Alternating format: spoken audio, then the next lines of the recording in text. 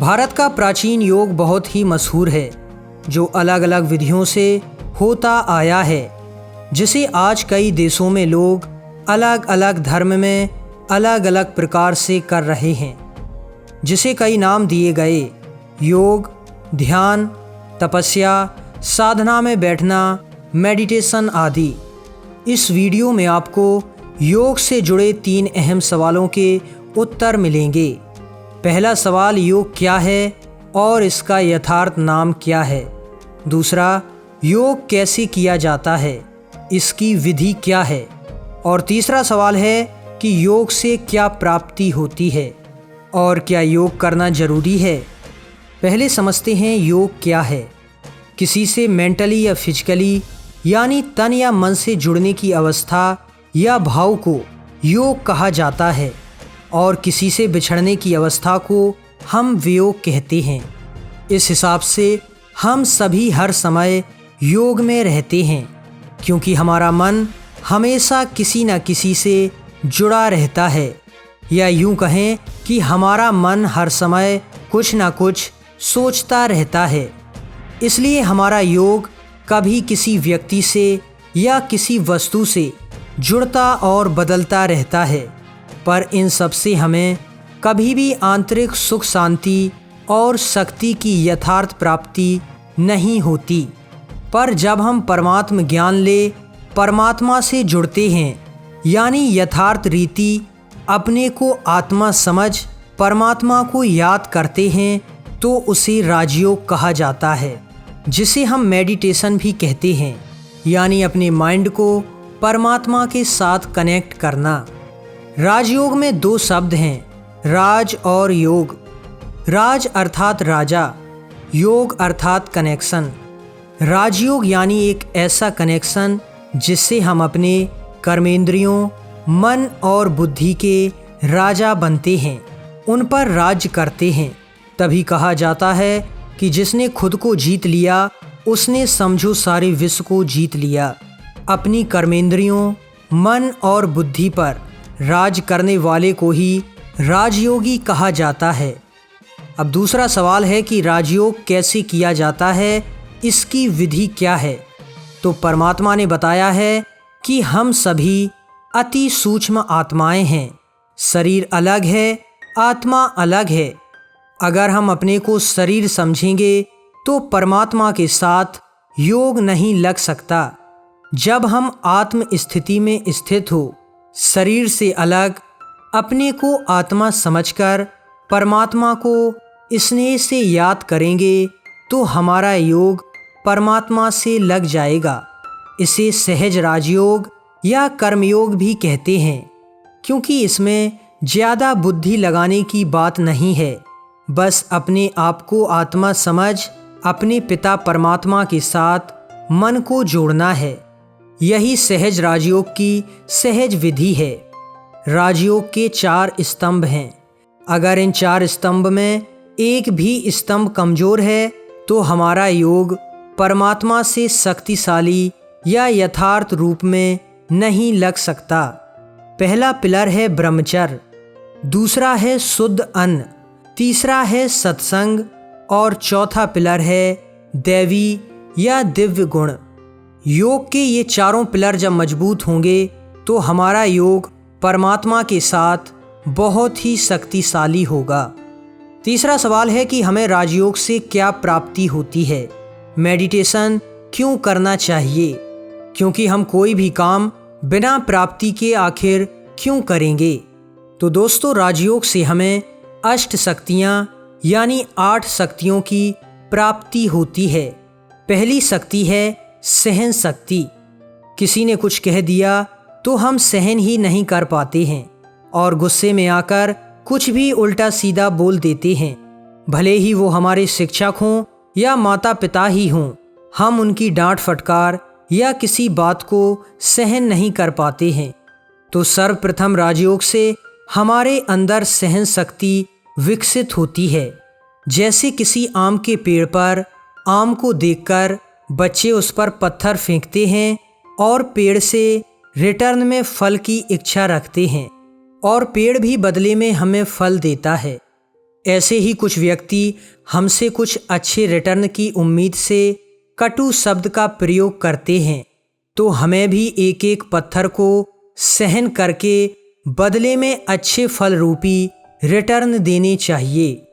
दोस्तों, कुछ लोग तो सहनशीलता को कायरता समझ लेते हैं, लेकिन सहन वही कर सकता है जिसके अंदर शक्ति होती है।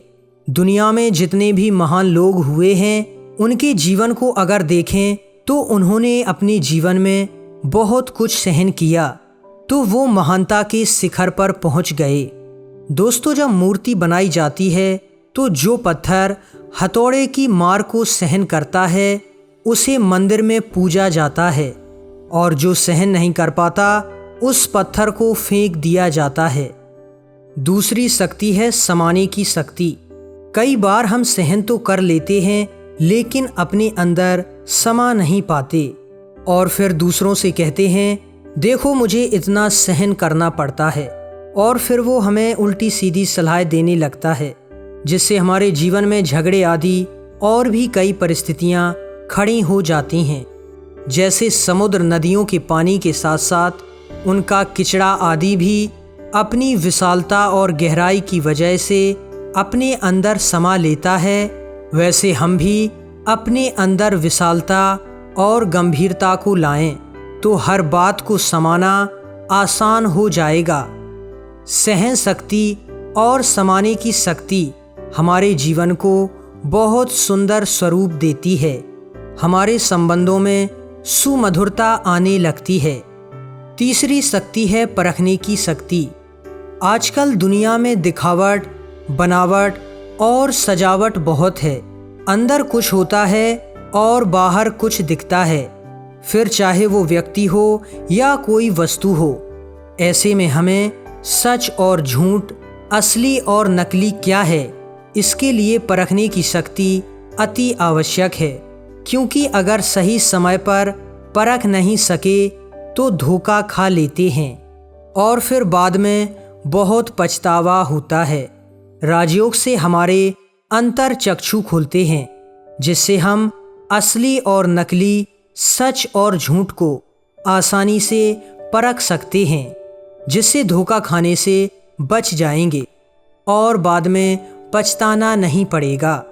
चौथी शक्ति है निर्णय शक्ति।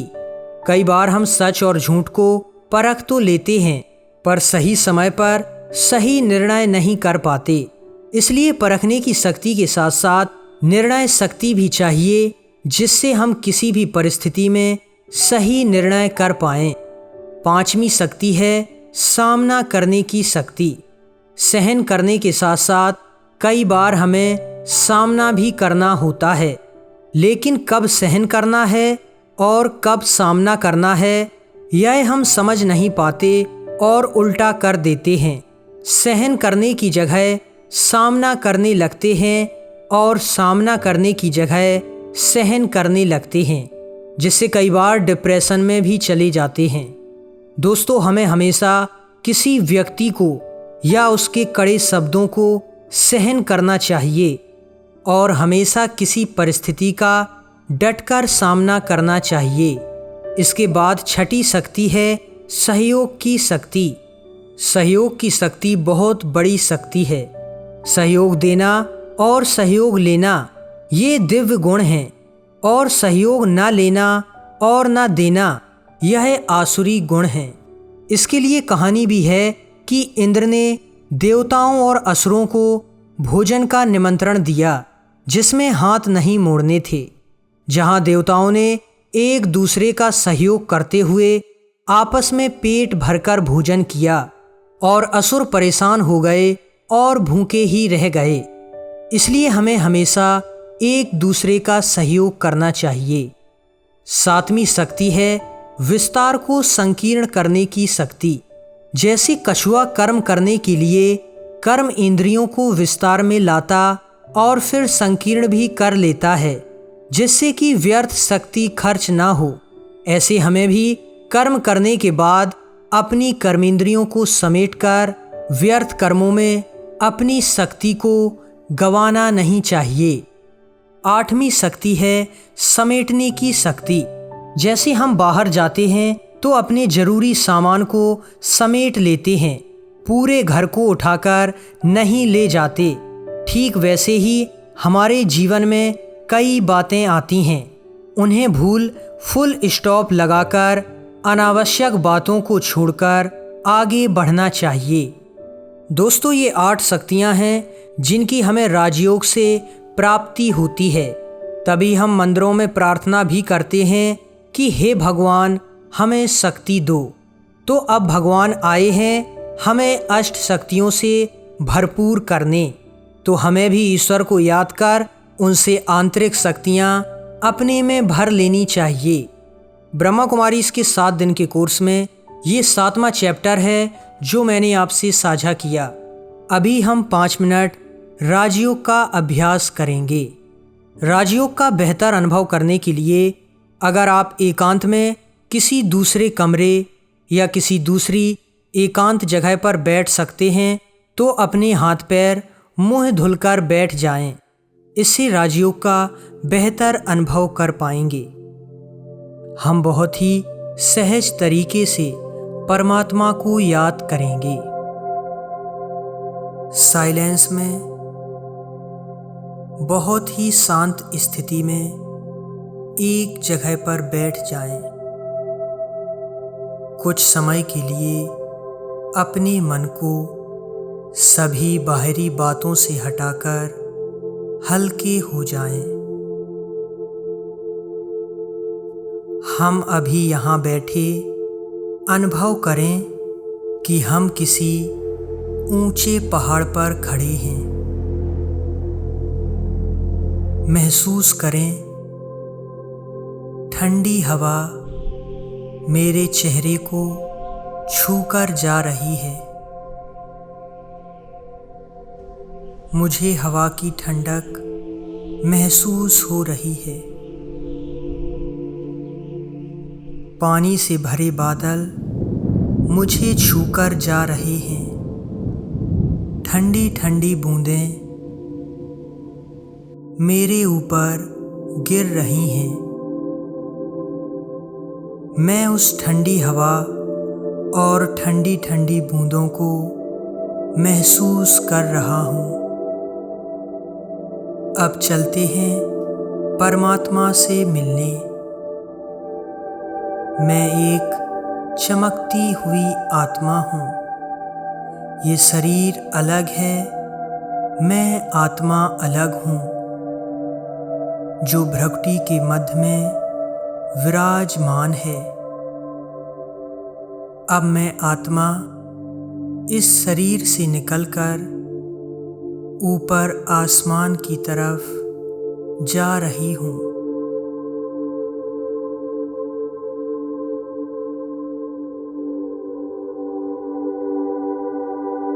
बादलों के पार सूर्य चांद से भी ऊपर इस दुनिया से बहुत दूर तारा मंडल के भी पार उड़ती जा रही हूँ। अब मेरा घर दिख रहा है, परम धाम, जहाँ चारों तरफ लाल रोशनी बिखरी हुई है।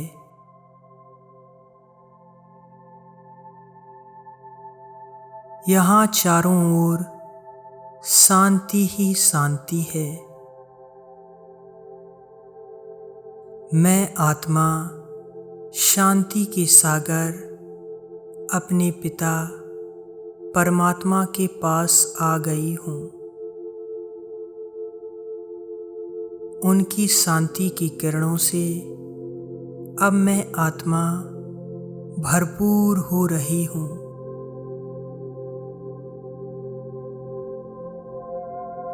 मेरे अंदर की सभी बुराइयां खत्म हो रही हैं।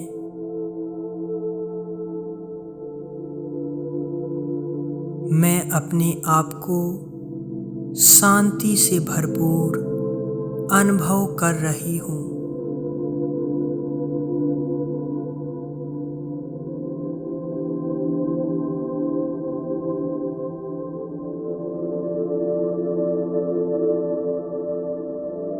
मैं आत्मा परमात्मा की शक्तियों से भरपूर हो गई हूँ।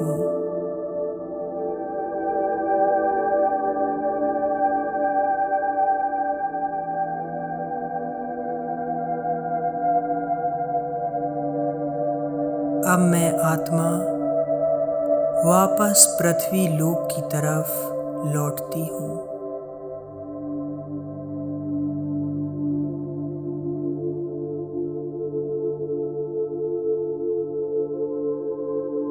सूर्य चांद को पार करके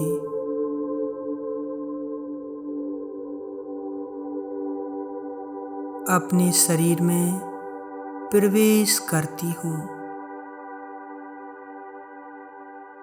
मुझ आत्मा से शांति की किरणें निकलकर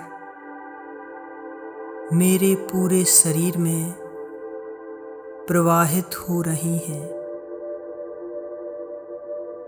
सभी कर्मेंद्रियां शीतल होती जा रही हैं। मुझसे शांति की किरणें चारों ओर फैल रही हैं। मैं आत्मा शांत स्वरूप स्थिति में स्थित हो गई हूँ।